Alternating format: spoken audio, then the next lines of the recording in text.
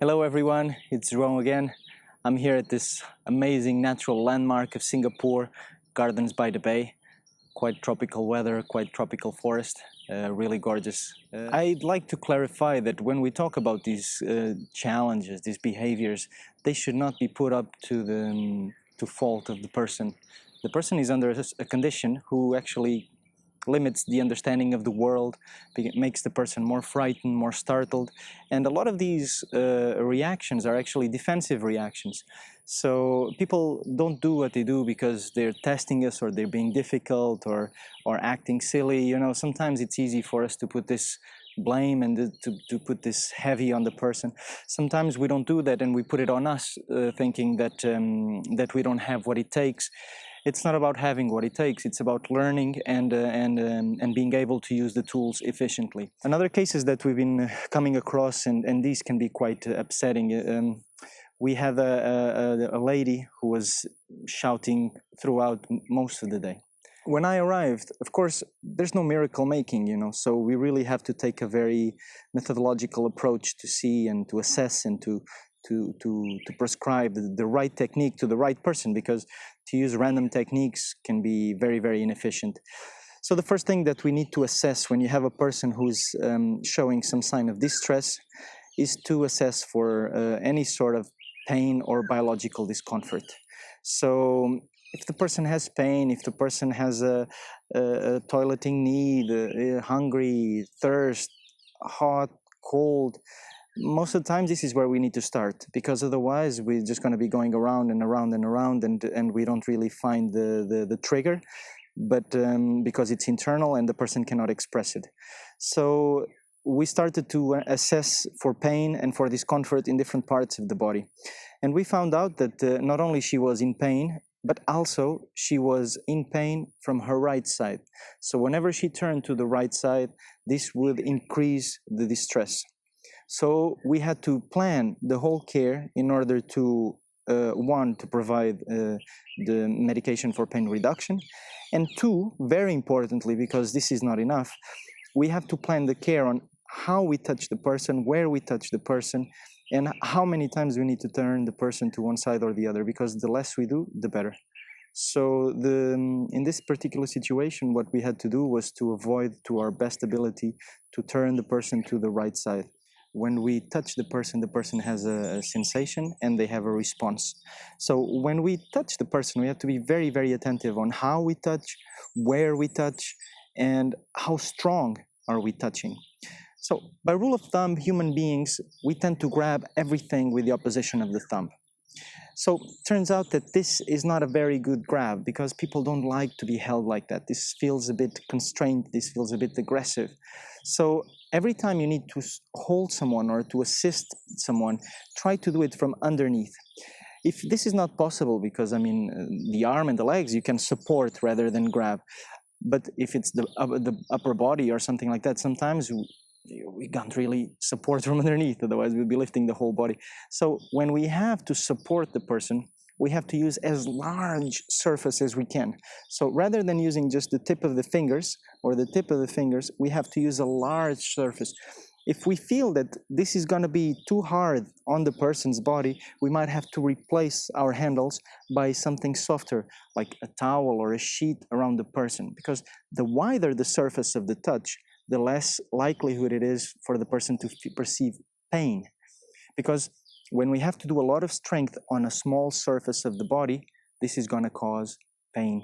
So whenever you have to touch the person, try to use a large surface. For that, our hands should be relaxed, fingers slightly apart, and our hands should follow the body contours, never sink into the body. If we have to do strength in order to assist the person and we feel that our fingers are carving into the person's body, we should replace our handle with something bigger, a larger surface like a towel or a sheet. And when we start introducing the touch on the person's body, we have to be attentive that our body is not all the same. We have different sensations in our body. So a common mistake that we see many times is that for the first approach, when people arrive, and because we have such a great connection, such an affection for the person, we tend to caress the person and to approach the person from the face.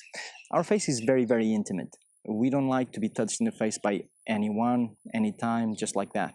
So when we introduce our touch to see if the person is comfortable with us, we should introduce our touch from the hand, forearm, arm, or shoulder, and that's about it.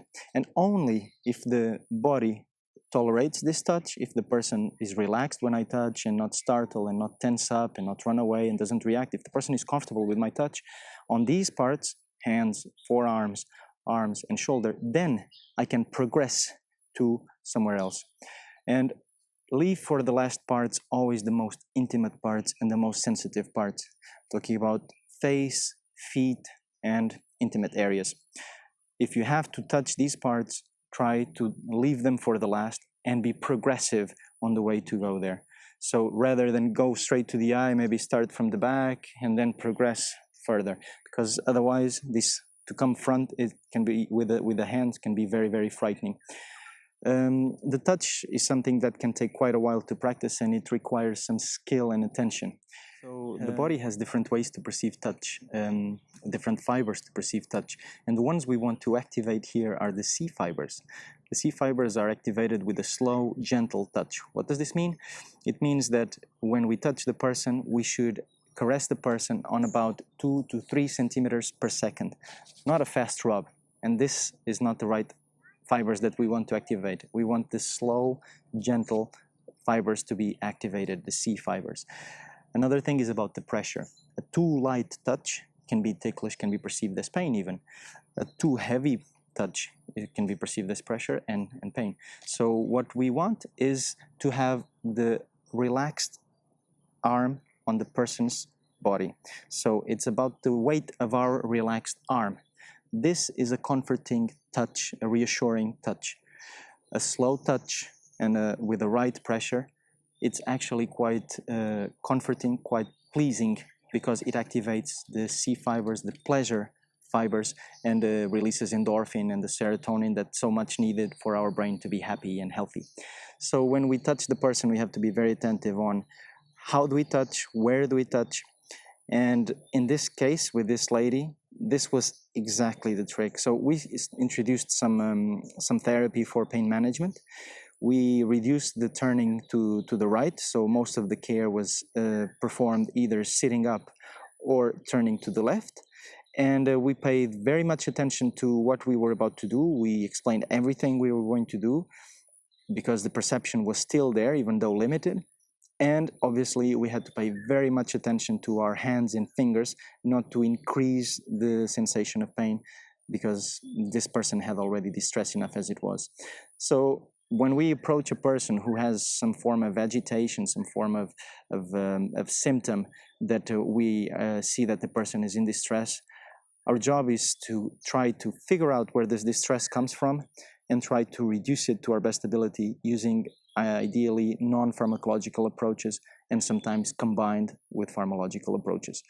If you are coming across a situation like this, please be in touch with someone who you trust, who is competent to help you to analyze the case, to do a good assessment, to do a good evaluation, to do the right diagnosis, and to prescribe the right interventions, because it can be very, very, very helpful for both the person and yourself, the caregiver, because I know how hard it is to live with a person who is screaming and shouting the whole day. It's so upsetting and distressful, and we are not happy. No one is happy with the situation. So if you're facing a situation like this, please get in touch with a trustworthy professional and ask for advice, because there is a lot we can do.